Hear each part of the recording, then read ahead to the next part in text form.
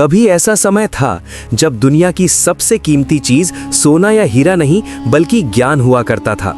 उस दौर में उत्तर पर्वतों के बीच बसा शहर अरहान अपने विशाल पुस्तकालयों और गुप्त प्रयोगशालाओं के लिए मशहूर था। उसी शहर के एक भूले बिसरे हिस्से में एक युवक रहता था। उसका नाम था आरिक। आरिक की आंखों में अजीब सी चमक थी। लोग कहते थे वह साधारण परिवार में पैदा होकर भी किसी प्राचीन राजवंश जैसा व्यक्तित्व रखता है, मगर किस्मत ने उसके साथ मेहरबानी नहीं की थी। उसके पिता, जो एक मशहूर खगोल वैज्ञानिक थे, एक रहस्यमय विस्फोट में मारे गए। उस हादसे के बाद घर की जिम्मेदारी उसकी सौतेली मां मोरिका के हाथ में आ गई। मोरिका कठोर स्वभाव की और बेहद महत्वाकांक्षी औरत थी। उसका अपना बेटा द्रेविक था, जो ताकतवर तो था पर बुद्धि और संयम से खाली। मोरिका को आरिक से चिढ़ थी। कारण सिर्फ एक, शहर के बुजुर्ग विद्वान अब भी आरिक के पिता की विरासत को उसी के नाम से जोड़ते थे। अपमान और निर्वासन। आरिक को घर में नौकरों जैसा रखा जाता। उसे प्रयोगशाला में जाने नहीं दिया जाता। उसके पिता के नोट्स और उपकरणों पर ताले जड़ दिए गए थे। एक रात मोरिका ने चाल चली। उसने घर के केंद्रीय ऊर्जा कोर से एक क्रिस्टल निकालकर छुपा दिया और इल्जाम आरिक पर लगा दिया। तुमने चुराया है, उसने सबके सामने चिल्लाकर कहा, ताकि अपने बाप की अधूरी मशीन पूरी कर सको। आरिक स्तब्ध रह गया। वह जानता था यह साजिश है, लेकिन उसके पास कोई सबूत नहीं था। द्रेविक ने उसे धक्का दिया और कहा, आज से तुम इस घर के नहीं रहे, और उसे शहर की बर्फीली रात में निकाल दिया गया। परित्यक्त वेधशाला। ठंड से कांपता हुआ आरिक शहर की सीमा पार करता गया। चलते चलते वह उस जगह पहुंचा जहां कभी उसके पिता काम किया करते थे, एक परित्यक्त वेधशाला। लोग कहते थे कि उस जगह पर ऊर्जा भूत मंडराते हैं। कोई वहां जाता नहीं था। दरवाजा टूटा हुआ था, अंदर धूल जमी थी। दीवारों पर तारों के नक्शे फीके पड़ चुके थे। एक कोने में उसे एक पुरानी धातु की प्लेट दिखाई दी, जिस पर उसके पिता का प्रतीक उकेरा था, एक आधा सूर्य और आधा चंद्रमा। उसने इसे साफ किया। जैसे ही उसकी उंगलियों से धूल हटकर फर्श पर गिरी, अचानक कमरे में हल्की नीली रोशनी फैल गई। दीवारों के अंदर छिपे पैनल सक्रिय हो गए। एक होलोग्राफिक आकृति उसके सामने उभरी। वह एक युवती की छवि थी, लेकिन पारदर्शी। उसकी आंखें नीली ऊर्जा से बनी थी। पहचान सत्यापित हुई। आरिक, वंशज, प्रमुख संरक्षक वंश। आरिक पीछे हट गया। तुम कौन हो? मैं हूं इलियारा, प्राचीन कोर की संरक्षक एआई। छिपी हुई सच्चाई। इलियारा ने बताया कि उसके पिता सिर्फ वैज्ञानिक नहीं थे, वे एक गुप्त संघ के सदस्य थे, संरक्षक परिषद, जो एक प्राचीन ऊर्जा स्रोत की रक्षा करते थे। यह ऊर्जा स्रोत धूल का सिंहासन कहलाता था, एक ऐसा कोर जो पूरे शहर की ऊर्जा प्रणाली को नियंत्रित कर सकता था या नष्ट कर सकता था। सदियों पहले एक तानाशाह वैज्ञानिक ने इस शक्ति का दुरुपयोग करने की कोशिश की थी। उसे हराकर ऊर्जा को कई भागों में बांट दिया गया। उन टुकड़ों में से एक आरिक के पिता के पास था, और वही टुकड़ा अब गायब था। खतरे की आहट। इलियारा ने चेतावनी दी, तुम्हारी सौतेली माँ ने अकेले काम नहीं किया, वह ब्लैक सिंडिकेट के संपर्क में है। ब्लैक सिंडिकेट शहर का अंडरग्राउंड संगठन जो ऊर्जा कोर हथियाकर सत्ता पाना चाहता था, और उसका नेता एक रहस्यमय व्यक्ति जिसे लोग सिर्फ आर्कॉन कहते थे। विरासत का सक्रिय होना। वेधशाला के केंद्र में एक गोल प्लेटफॉर्म था। इलियारा बोली, तुम्हारे भीतर आनुवांशिक कुंजी है, अगर तुम चाहो मैं इसे सक्रिय कर सकती हूँ। आरिक ने आंखें बंद की। उसे अपने पिता की आवाज याद आई, शक्ति जिम्मेदारी से बड़ी नहीं होती। सक्रिय करो, उसने कहा। नीली रोशनी उसके शरीर में समा गई। उसे लगा जैसे हजारों तारे उसके भीतर जल उठे हों। उसकी त्वचा पर हल्के चिन्ह उभर आए, चमकते हुए प्रतीक। अब तुम धूल के सिंहासन के उत्तराधिकारी हो, इलियारा बोली। सुबह होते ही आरिक वेधशाला से निकला। अब उसकी चाल में आत्मविश्वास था। जब वो मुख्य बाजार से गुजरा, लोग उसे पहचान नहीं पाए। वह अब साधारण निर्वासित युवक नहीं था। उसकी आंखों में नीली चमक थी। तभी भीड़ चीरता हुआ द्रेविक आया। भाई, उसने नकली विनम्रता से कहा, माँ को अपनी गलती का एहसास हो गया है। आरिक समझ गया, खेल शुरू हो चुका है। विष का जाल। घर पहुंचने पर मोरिका ने मुस्कुराकर उसे गले लगाया। उसके सामने गरम सूप रखा गया, लेकिन आरिक की दृष्टि बदल चुकी थी। उसे कटोरे के ऊपर काली ऊर्जा घूमती दिखाई दी। वह शांत रहा। पहले द्रेविक को दो, उसने कहा। मोरिका के हाथ कांप गए। अचानक कमरे की दीवारें हिलने लगी। हवा में एक काला होलोग्राम उभरा। एक लंबा चेहरा, मेटल जैसा मुखौटा। आर्कॉन, इलियारा की चेतावनी उसके मन में गूंजी। आर्कॉन का प्रस्ताव। आरिक, तुम्हारे पिता ने गलती की थी, तुम उसे सुधार सकते हो। कोर मुझे सौंप दो, मैं शहर को असीम ऊर्जा दूंगा। और बदले में सत्ता। आरिक मुस्कुराया। ऊर्जा बिना नैतिकता विनाश है। आर्कॉन का चेहरा विकृत हो गया। तो शहर नष्ट होगा। आकाश काला पड़ गया। ऊर्जा ड्रोन उड़ने लगे। लोग बेहोश होने लगे। सिंडिकेट ने केंद्रीय ग्रिड में वायरस छोड़ दिया था। आरिक ने आंखें बंद की। उसके भीतर का कोर सक्रिय हुआ। नीली किरणें शहर में फैल गईं। ड्रोन निष्क्रिय हो गए, लेकिन आर्कॉन हंस रहा था। ये तो शुरुआत है। नीली रोशनी अभी भी आरिक की त्वचा के नीचे धीमे धीमे धड़क रही थी। इलियारा की बात उसके मन में गूंज रही थी। तुम अरहान के अंतिम शाही रक्त से हो। शाही रक्त, वो शब्द उसके भीतर कहीं गहराई में उतर गया। उसने हमेशा खुद को एक वैज्ञानिक का बेटा समझा था। अब अचानक उसकी पहचान बदल चुकी थी। वेधशाला के अंदर का कक्ष फिर से सक्रिय हो गया। दीवारों पर उभरे प्राचीन नक्शों में एक प्रतीक चमक उठा। आधा सूर्य, आधा चंद्रमा, और उसके बीच एक मुकुट। इलियारा की छवि स्पष्ट हुई। सदियों पहले उसने कहना शुरू किया, अरहान सिर्फ ज्ञान का नगर नहीं था, ये एक तकनीकी साम्राज्य था। तुम्हारे पूर्वज सोलारिस वंश के शासक थे। उन्होंने धूल का सिंहासन बनाया, एक ऐसा ऊर्जा तंत्र जो पृथ्वी की गहराइयों से क्वांटम ऊर्जा खींच सकता था। फिर क्या हुआ? आरिक ने पूछा। सत्ता की लालसा। परिषद के एक सदस्य ने, जिसे आज तुम आर्कॉन के नाम से जानते हो, सिंहासन को हथियाने की कोशिश की। युद्ध हुआ। साम्राज्य टूट गया। सिंहासन को टुकड़ों में बांट दिया गया। आरिक की सांस भारी हो गई। और मैं? तुम अंतिम जीवित उत्तराधिकारी हो। तुम्हारे पिता ने तुम्हारी पहचान छुपाई ताकि सिंडिकेट तुम्हें खोज न सके। आर्कॉन की असली पहचान। इलियारा ने एक डेटा फ्रेम खोला। उसमें एक बूढ़े वैज्ञानिक की तस्वीर थी। तीखी आंखें, पतली मुस्कान। यह है डॉक्टर वेरेलियन, परिषद का पूर्व सदस्य। वही आज आर्कॉन है। उसने अपनी चेतना एक डेटा रिलिक में ट्रांसफर कर दी। उसका शरीर नष्ट हो सकता है, लेकिन जब तक रिलिक सुरक्षित है, वह अमर है। रिलिक कहाँ है? कमरे में कुछ क्षण सन्नाटा छाया। शहर के नीचे, केंद्रीय मीनार के आधार में। आरिक के दिमाग में बिजली सी कौंधी। वही मीनार जहां से पूरा ऊर्जा ग्रिड नियंत्रित होता था। भूमिगत मार्ग। वेधशाला के फर्श का एक हिस्सा खिसक गया। नीचे एक धातु की सीढ़ी दिखाई दी। ये सुरंग राजवंश के लिए बनाई गई थी, इलियारा बोली। तुम्हें अकेले जाना होगा। अगर रिलिक सक्रिय हो गया तो पूरा शहर ब्लैक सिंडिकेट के नियंत्रण में चला जाएगा। आरिक ने गहरी सांस ली। और अगर मैं असफल हुआ तो अरहान इतिहास बन जाएगा। सिंडिकेट का हमला। जैसे ही वो सुरंग में उतरा, ऊपर धमाके की आवाज आई। ब्लैक ड्रोन्स वेधशाला को घेर चुके थे। द्रेविक भी उनके साथ था। अब वो सिंडिकेट का कवच पहने हुए था। आरिक, उसकी आवाज गूंजी।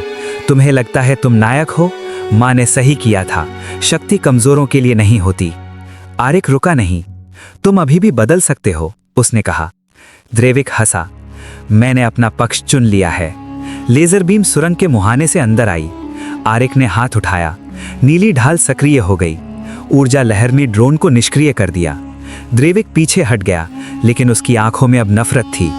भूमिगत मार्ग। सुरंग नीचे जाती गई। अंत में वो एक विशाल गोल कक्ष में पहुंचा। कक्ष के केंद्र में एक काला क्रिस्टल तैर रहा था। उसके चारों ओर धातु की जंजीरें थीं जो ऊर्जा से बनी थीं। डेटा रेलिक, इलियारा की आवाज आई। अचानक हवा में दरार पड़ी। आर्कॉन की होलोग्राफिक छवि प्रकट हुई। मुझे पता था तुम आओगे प्रिंस, आरिक ने शांत स्वर में कहा। तुम्हारा खेल खत्म है। आर्कॉन मुस्कुराया। खत्म नहीं, ये तो मेरा उत्कर्ष है। मानसिक आक्रमण।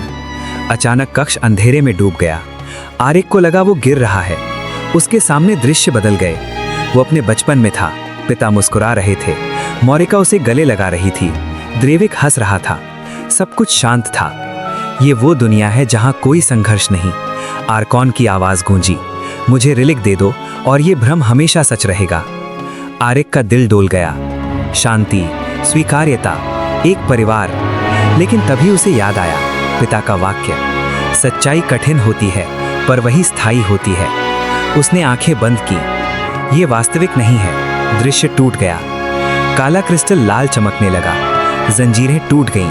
रिलिक से ऊर्जा लहर निकली। आरिक ने अपना कोर सक्रिय किया। नीली और लाल किरणें टकराईं। कक्ष कांप उठा। आर्कॉन चिल्लाया, तुम्हें समझ नहीं आता, मानवता को दिशा चाहिए, न कि स्वतंत्रता।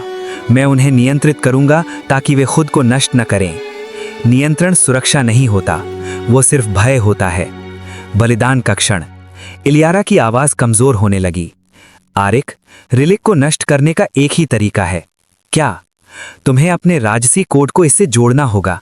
इससे तुम्हारी वंशीय पहचान मिट जाएगी। तुम सामान्य इंसान बन जाओगे। आरिक ठिठक गया। तो ये थी कीमत। शाही लख्त, अधिकार, विशेष शक्ति, सब खत्म। लेकिन शहर बच जाएगा। ऊपर विस्फोटों की आवाजें तेज होने लगी। मीनार डगमगाने लगी। लोग चीख रहे थे।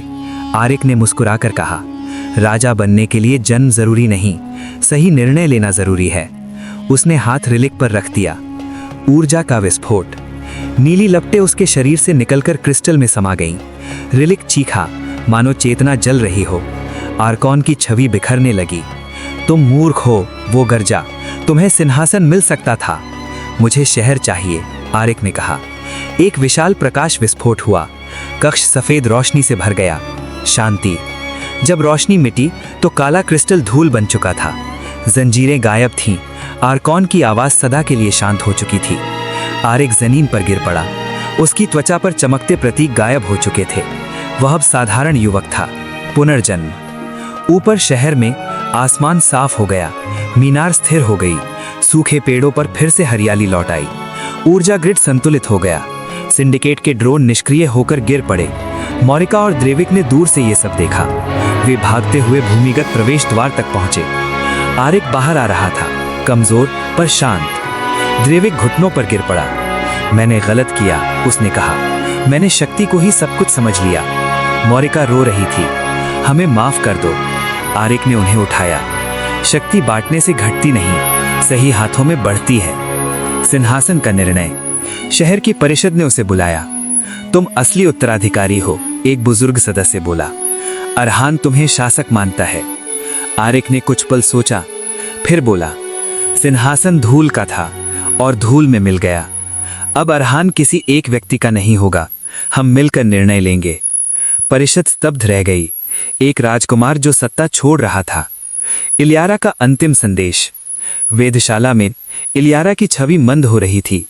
मेरा कार्य पूर्ण हुआ, उसने कहा। राजवंश की रक्षा और उसका अंत। तो क्या तुम जा रही हो? आरिक ने पूछा। मैं ऊर्जा का हिस्सा बन जाऊंगी।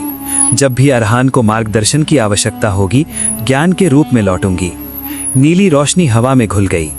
नई शुरुआत। कुछ महीनों बाद पुरानी वेधशाला फिर से सक्रिय थी, लेकिन अब वो गुप्त स्थान नहीं, खुला शोध केंद्र थी। आरिक साधारण वस्त्रों में विद्यार्थियों को सिखा रहा था।